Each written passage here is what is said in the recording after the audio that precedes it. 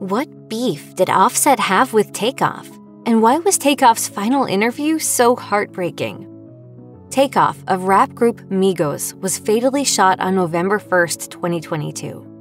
The rapper's tragic death took place at a private party at a bowling alley in Houston, Texas, where his former fellow group member Quavo was also in attendance, according to KPRC Houston.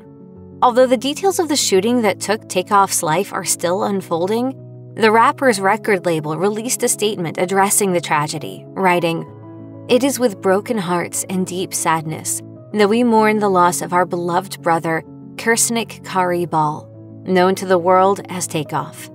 Officials have not identified Takeoff's killer as of this video.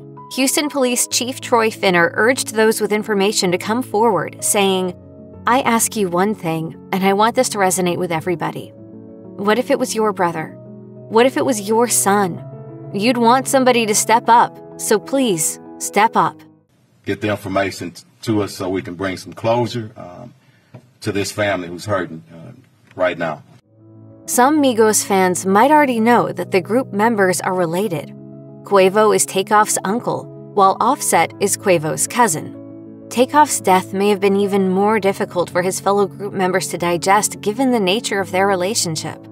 They weren't just co-workers, they were family. The rappers were also raised alongside one another in their hometown of Gwinnett County, an Atlanta, Georgia suburb, according to Rolling Stone. Quavo's mother, Edna Marshall, looked after the group in her home. Quavo also opened up to Fader about growing up alongside Takeoff and their brotherly relationship, saying, "We moved from Athens to Gwinnett when Takeoff was in elementary and I was in middle school. His mama took care of everything and us. We always stayed in the same house. We share everything. He's basically like a brother." Takeoff added, "I don't look at him as my uncle, but more as my brother. But we always have clowned on each other. He is my uncle, so I gotta clown on him. You gotta be funny." Sadly, this was not the first time Migos were involved in a shooting prior to Takeoff's death. In March 2014, the group was shot at while traveling in a van in Miami, Florida, according to Miami's WPLG Local 10 News. Migos were visiting the city for a performance, but the concert was canceled after they were targeted. TMZ shared that reports revealed Migos' bodyguard was shot and taken to the hospital, but the rap group's manager claimed no one in their van was hurt. It seems that the public was never informed of why exactly the shooting took place, but Takeoff did tweet, "Tried to hit me up in traffic, but I had to work my magic." Migos made waves in the hip-hop community when they announced they were parting ways in 2022. Fans began to speculate possible beef among group members even before their breakup, because Offset and his wife Cardi B unfollowed Takeoff and Quavo the day they revealed they would be releasing music as a duo, according to BET. During an interview for Revolt's Big Facts, Takeoff and Quavo spoke about Migos' breakup. Quavo initially said that they came from a loyal family. Supposed to stick together, and sometimes when it don't work out, it ain't meant to be, so. Takeoff went on to share, "We don't know all the answers. God knows we pray a lot. We tell him whatever ain't right, however you supposed to see it fit, you put it back together, or however you do it." We pray the only time to tell, but we always family now. Ain't nothing gonna change. Although the duo didn't share exactly why Migos went their separate ways, they did go on to emphasize the importance of loyalty. It seems that this might hint at why the rappers were at odds with Offset. Sadly, it appears that the trio wasn't able to squash their beef prior to Takeoff's death.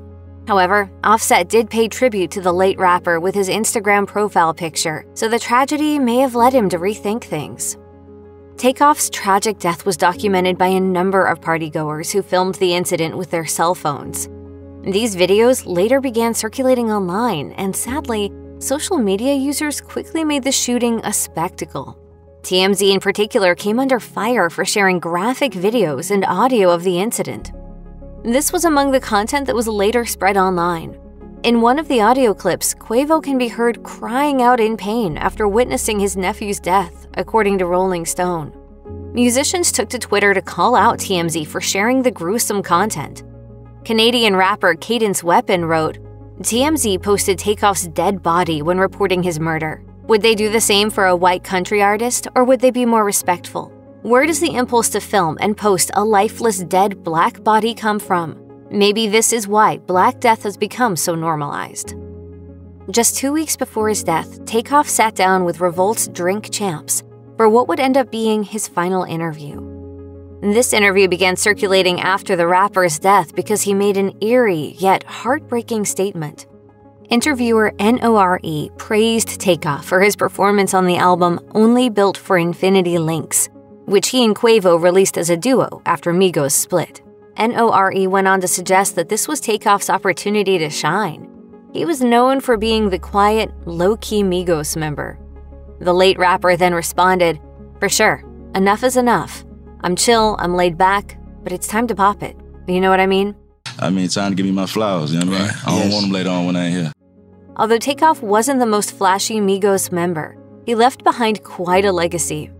The rapper and his fellow group mates were the first artists to be signed to record label Quality Control Music. This label went on to sign prominent rap artists like Lil Baby and City Girls. The album he released as a duo with Quavo, Only Built for Infinity Links, debuted at #1 on Billboard's top rap albums chart. While Takeoff's career came to an abrupt and tragic end, he made his mark in the world of hip-hop and beyond.